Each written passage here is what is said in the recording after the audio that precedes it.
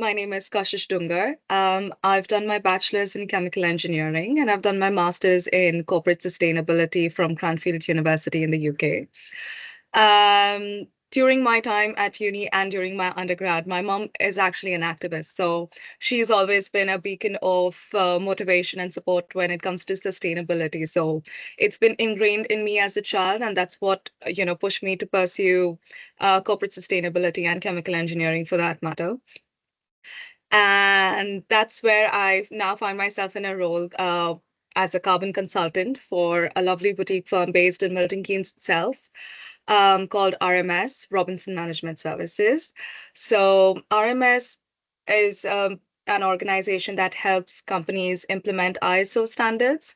So ISO is basically a international standardization organization wherein they bring out these particular scripts and rules and standards that companies have to follow to achieve the best level of compliance, safety, security, protect companies from cyber attacks, and most importantly, sustainability, the field which I'm closely associated with.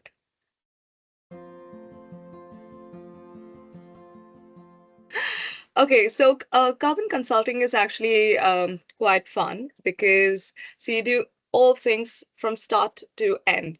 My day-to-day just looks like so I do ISO 14064, that's greenhouse gas accounting, and I do ISO 14068, that is carbon neutrality, and amongst a range of other things and reporting standards as mentioned as prescribed, if I may, by the EU. So I do carbon accounting, which means I speak with clients from various sectors. I get to know what their emissions are. So scope one emissions are the emissions that are usually from the kind of company vehicles they use or everything that is associated with the manufacturing plant, if they're using any kinds of biogases, refrigerant leaks for that matter. So you've got all of that in your scope one. Your scope two is the electricity that you use. So most companies here use them from the grid. And scope three is the most fun, but the most complex one as well, because it has everything from employee traveling and commuting to the manufacturing or the softwares that are used by companies and the emissions associated with that, all the way down to if they have any franchisees. So it's split into upstream and downstream. I won't get into the technicalities. But long story short, it just looks more at the life cycle of your product or your service.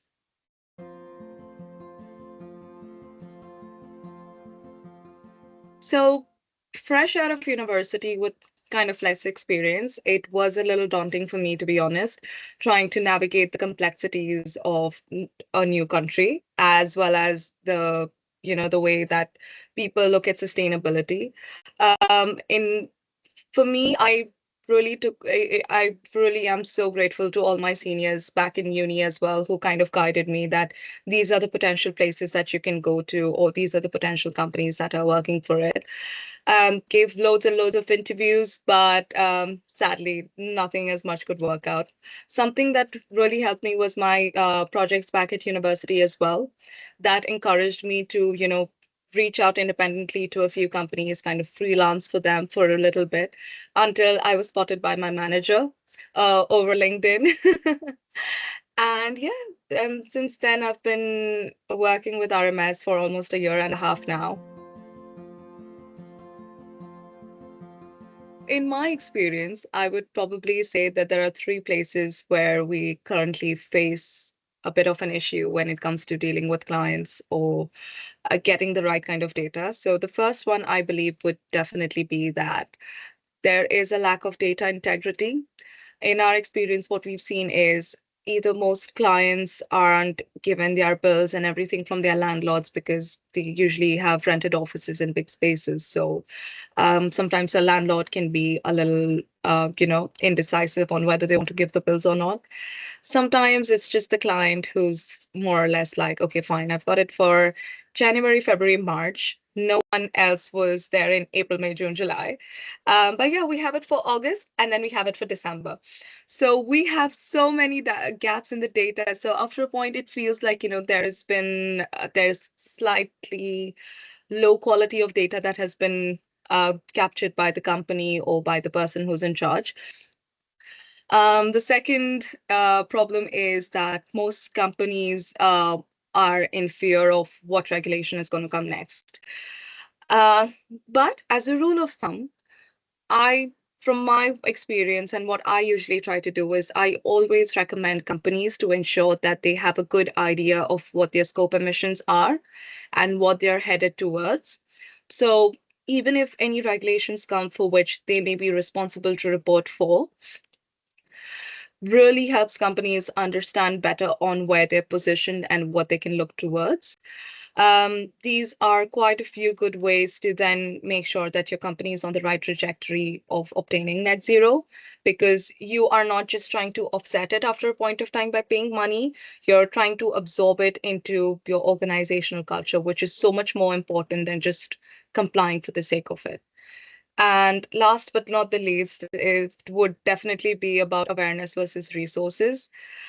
A lot of companies are aware, but they don't have the right kind of resources, or the resources that they need would be too expensive, or vice versa. They may have the resources, but they may have absolutely no idea how to go about it, which is why I feel governance is one of the most parts of ESG. So that's environmental, social, and governance. So governance really encourages the translation to go from the top of the company to the bottom of the company. So people look at sustainability not just as compliance, but as organizational culture, which inspires them to work on projects or to take projects that are closer to their organization's vision, so that people just don't feel it's another round of assurance or compliance. They feel that it's a part of their human journey to look after the environment and to look after the needs of the future.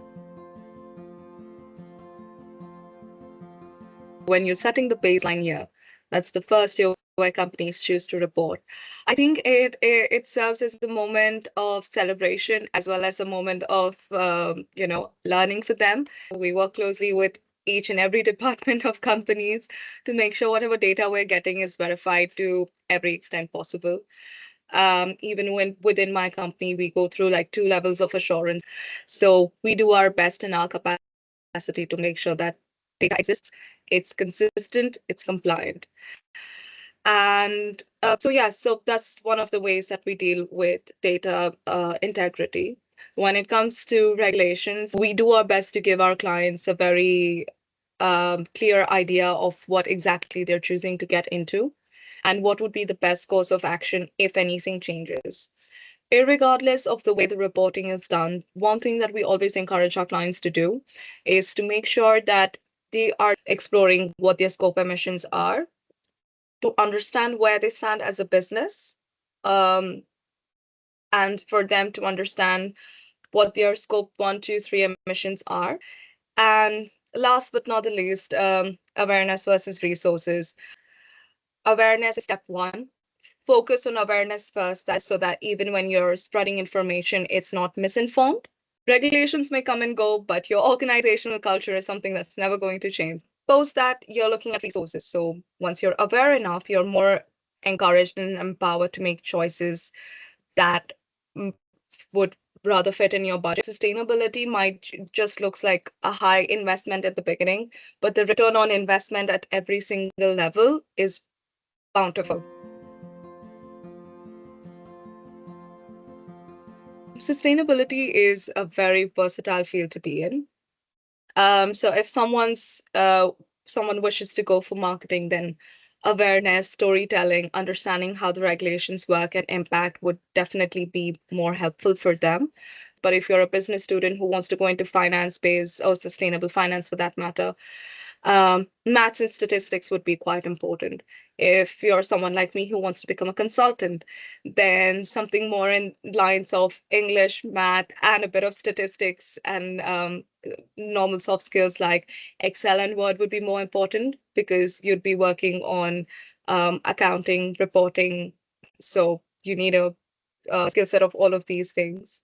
If you're someone who's in the core, like engineering, like again, like me, engineering to sustainability, Then there are very sector specific certifications and things that you can do, like energy modeling, digital twins, IoT sensors. So you'd need a strong foundation of math and science in order to complement and digital skills and coding like Python to make sure that you have the appropriate skill set in order to implement these things.